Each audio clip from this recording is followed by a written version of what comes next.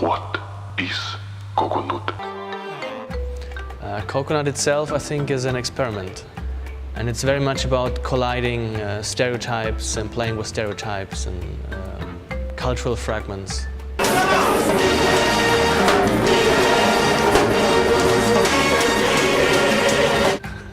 The music selects itself. It's musical Darwinism. The strongest song survives.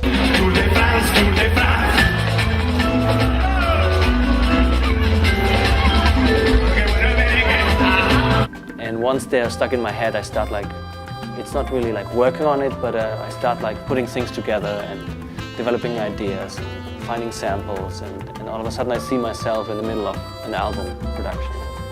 The idea for Yellow Fever,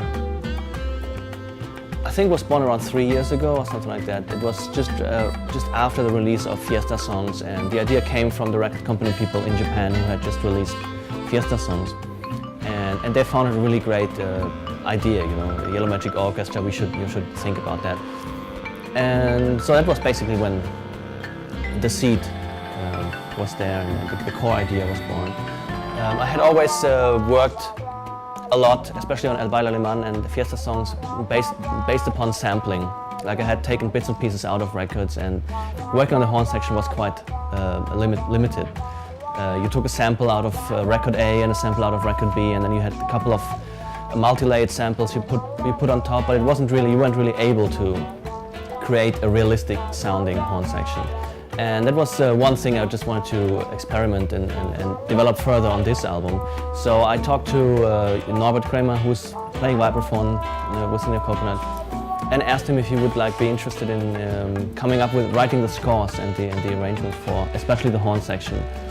And it's quite a science in itself, I would say. And we sat together. I described him how I wanted to have the album sound, and which instruments, which size of a band I would like to simulate, and yeah, he made some suggestions. We went through it, and that was basically how it worked out.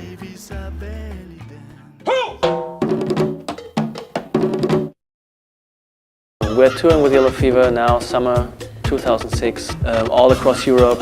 From I think the most southern part would be we're here in Porto, Italy. We have skipped this time. Crossing Europe up to Moscow, Germany, France, the UK, etc., etc. And we have a little block where we're going to Canada for 3 shows. The good thing is we have fans wherever we go. Senor Coconut is known in most places.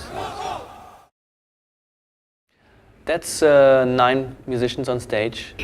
Myself I'm the conductor. I have the raw material on the computer and giving orders and structuring the show.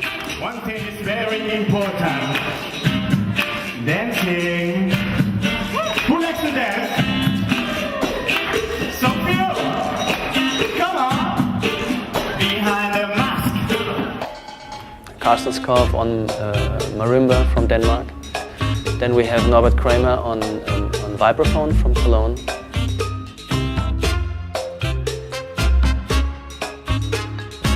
Raw on upright bass, Thomas Haas saxophone, also from Denmark, Urban Bayer from Germany on the trumpet, and Detlef Landeck on trombone, and Peter Skipsgard on the left-hand side doing percussion. Argenis Brito, a friend I got to know in Chile, he's now living in Berlin, originally from Venezuela, singing. Frontman, basically.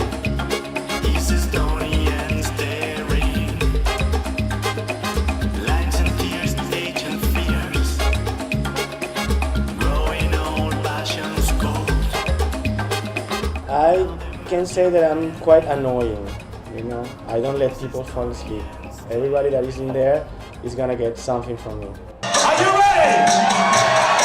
All right, I believe you. When I'm in the audience, I hate when the musicians create this barrier and stuff, and that you are on this side and they are on their side, and they don't really acknowledge you. They sometimes with the laptop music, they don't even look at you. They don't care if they are dancing, if there's 1 people or 20 or 2,000. Give it to me now, come on! Yeah, I want to see your hands, come on! There we go. And I think that's a very important thing to make people involved. And that's the game I play. I play to tell them that they are part of this and we are counting on them. And it's proof that it works really good. It makes a big difference between a normal show and an outstanding one. Yes,